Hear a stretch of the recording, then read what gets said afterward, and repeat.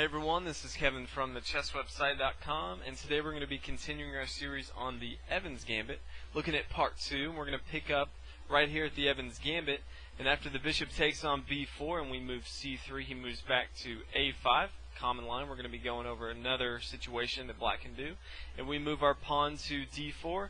If he captures and we castle, let's say this time he doesn't want to take on c3. I actually think for black, I would not recommend taking on c3, because white's going to get that material back, and at the same time he's going to have tempo as he develops his pieces. It's going to be pretty tough for black in the long run, I think. From here, let's say black does a move like b6, putting his bishop in a much better square, and at the same time defending this pawn on d4, putting a lot of pressure on the center. After white captures on d4, now black can play a move like d6, and it does a couple things here. This position's a little bit different as it was before.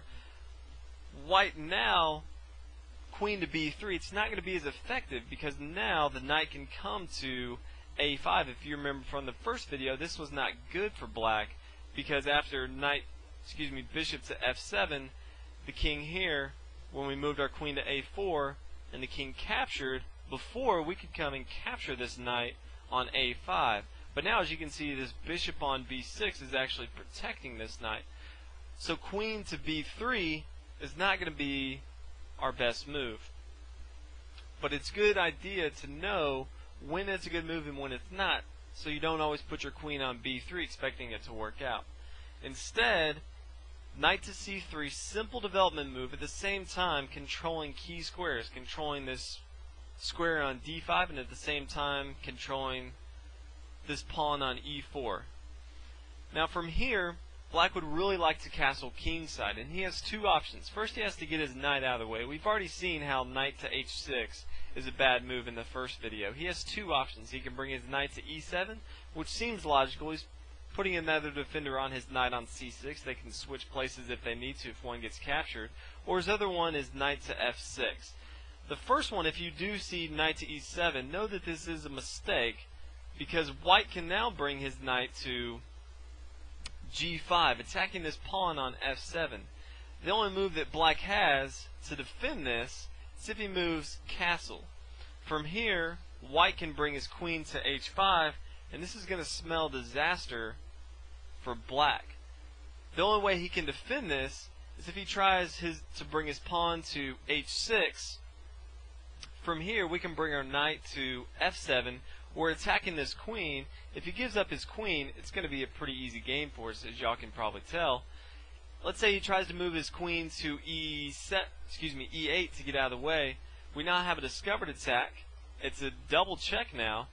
Anytime a king is double check, he has to move his king. It doesn't matter which one he goes. If he goes to h7 or h8, let's just put him on h7. Now we can bring our knight back. His king is forced to move to g8. And now it's simple checkmate. So that's not going to be good for black. So e7 is a huge mistake. If you see this, make sure that you take advantage of it. Instead of e7 though, you may see knight to f6. Now knight to f6, what we're going to do is we're going to continue up the board with our pawns. Pawn to e5, putting a lot of pressure on black here. We want to make sure that black cannot castle kingside. If he takes, he can't castle yet, because if he castles, we'll just take his knight. That's not going to be good. If he does take with his pawn, we're not going to recapture it. You always want to put pressure on your opponent when you can, especially in the Evans Gambit. We're giving up material in this opening to put as much pressure as we can on our opponents. From here, we're not going to first take this. Instead, we're going to bring our bishop to a3, putting a lot of pressure on king to castle. Now, if he takes our pawn, we can bring our rook to e1. We're going to be putting, as you can tell, even more and more pressure on the black king.